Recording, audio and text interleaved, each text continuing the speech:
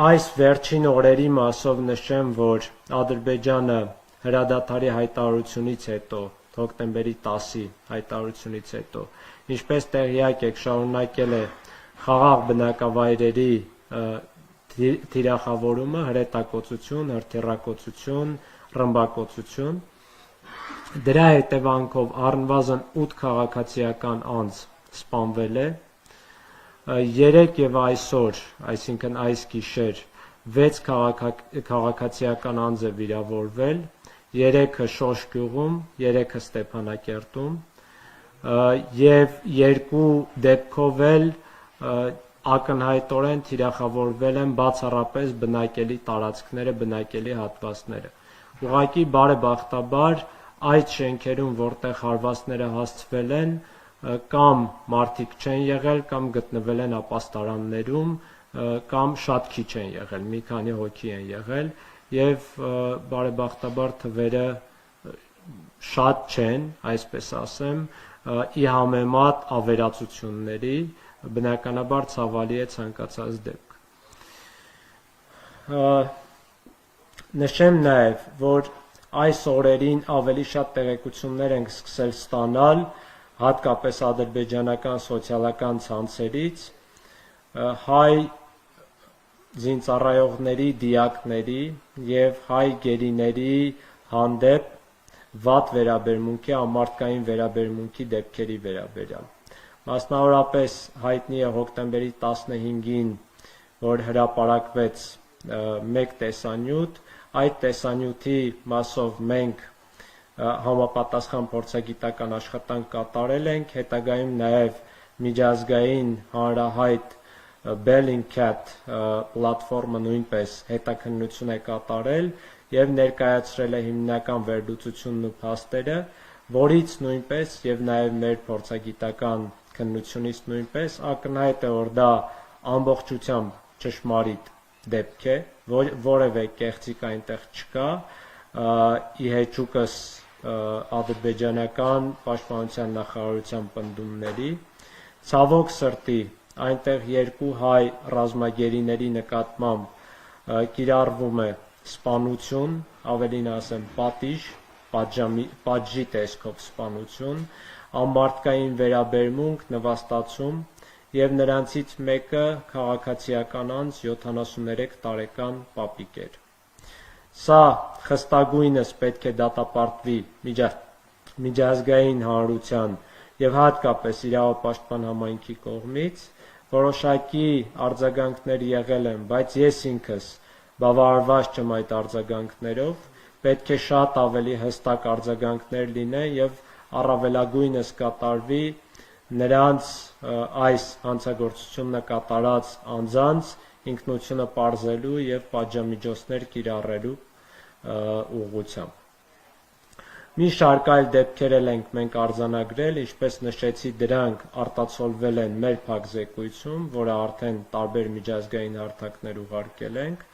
սակայն կարևոր է, որ եւ մենք եւ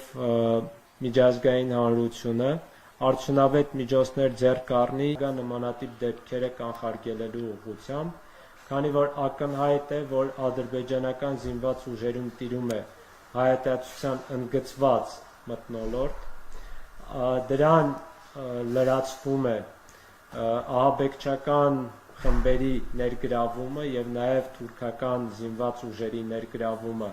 ռազմական գործողությունների մեջ, ինչը նշանակում է, որ հաշվի առնելով ահաբեկչական խմբավորումների բացասական փորձառությունը եւ նաեւ Թուրքիայի ընդգծված ցեղասպանական մոտեցումը հայության հանդեպ ռիսկերը մեծանում են, որ նմանատիպ դեպքերը կարող են կրկնվել։ Իսկ այստեղ միջազգային հանրությունը ընդգծված պարտավորություններ ունի, որպեսզի կանխարգելի նմանատիп հանցագործությունները։ Կանխարգելման աշխատանքները կարող են լինել բազմաթիվ, բայց կարծում եմ պետք է ներառեն առաջին հերթին համապատասխան պատժամիջոցներ Ադրբեջանի եւ Թուրքիայի հանդեպ, բոլոր տիպի հանցագործությունների պատժման եւ կանխարգելման նպատակով, քանի որ հիմքերը բազմաթիվ են արդեն, որ մասսայական հանցագործություններ են կատարվում քաղաքացիական բնակչության եւ զինծառայողների հանդեպ։ Երկրորդ քայլը պետք է լինի իրավապաշտպան համայնքի օր առաջ այցելումը եւ նաեւ միջազգային տարբեր կառույցների ներկայացուցիչների այցերի հաստահավաք առաքելությունների կազմակերպումը Արցախ, որպեսզի իրենք տեսնեն, թե տեղում ինչ է կատարվում, օբյեկտիվ համակողմանի զեկույցներ ներկայացնեն միջազգային հանրությանը, եթե կասկածում են մեր կատարած հաստահավաք առաքելության արդյունքների վրա։ Եվ երրորդ քայլը, կարծում եմ, շատ կարևոր է մարդու իրավունքների պաշտպանության տեսանկյունից, որ միջազգային հանրությունը արդեն ճանաչի Արցախի հանրապետության անկախությունը եւ մեր վաղուց իրացված ինքնորոշման իրավունքը, ինչը կարող է լրացուցիչ, զսպիչ միջոց դառնալ հետագա իրավախախտումների կանխարգելման ուղղությամբ եւ նաեւ պետք է դառնա համապատասխան փոխհատուցող միջոց մեր կրած զրկանքների, մեր տեսած իրավախախտումների համար եւ վերջին 20 օրվա ընթացքում եւ 1988 թվականից ի վեր եւ նաեւ 2016 թվականի ընթացքում։ Եվ կուզեի մեկ այլ ուղղության էլ անդրադառնալ, դա հումանիտար աղետն է Արցախի հանրապետությունում, ադրբեջանական զինված ուժերի ուղիղ թիրախավորման, դիտավորյալ եւ չտարբերակված թիրախավորման հետևանքով բազմաթիվ քաղաքացիներ լքել են իրենց տները, մի մասը ապաստանել են կամ ավելի անվտանգ բնակավայրերում, կամ Հայաստանի Հանրապետությունում։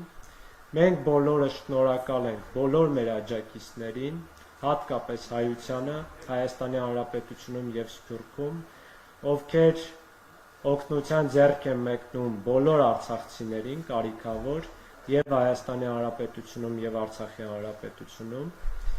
Շնորհակալ ենք բոլորին, ովքեր տարբեր ձևերով մեր իրավունքների պաշտպանության խնդիրներն են բարձրացնում միջազգային հարթակներում։ Իհարկե նաև շնորհակալ ենք այն սրտացավ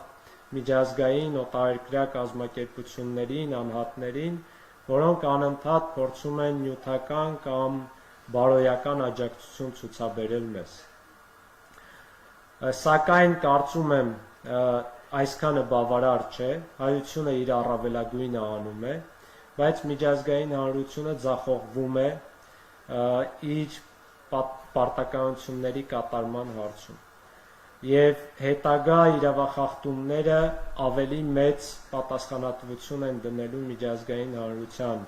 առջև, քանի որ արդեն վաղուց հաստերը առկա են, ապացույցները առկա են, որ այստեղ կատարվում են լայնածավալ դիտավորյալ հանցագործություններ եւ այստեղ ռիսկերը անընդհատ մեծանում են իմ նշած մի շարք գործոններով պայմանավորված, ադրբեջանա-թուրքական եւ ահաբեկչական գործոններով պայմանավորված եւ նաեւ լայնածավալ արգելված զենքերի ու մեթոդների կիրառման պայմանավորված։ Հետևաբար միջազգային հանրությունը պետք է օր առաջ միջամտի բոլոր հնարավոր ձևերով կանխարգելելու համար ցեղասպանական գործողությունները Արցախի բնակչության հանդեպ։ Չհաշված, որ Արցախի բնակչությունը ունի նաև մարդասիրական բազմաթիվ կարիքներ, որոնք հայության ուժերով եւ Արցախի հանրապետության կառավարության ուժերով փորձում ենք կարգավորել, ապահովել, բայց եթե այսպես շարունակվի, խնդիրները ավելի սուր են արտահայտվելու, հաշվի առնելով նաև COVID-19 համավարակը, ինչը ամբողջ աշխարհում բավականին լուրջ մարդասիրական վտանգներ է առաջացրել ու առաջացնելու է։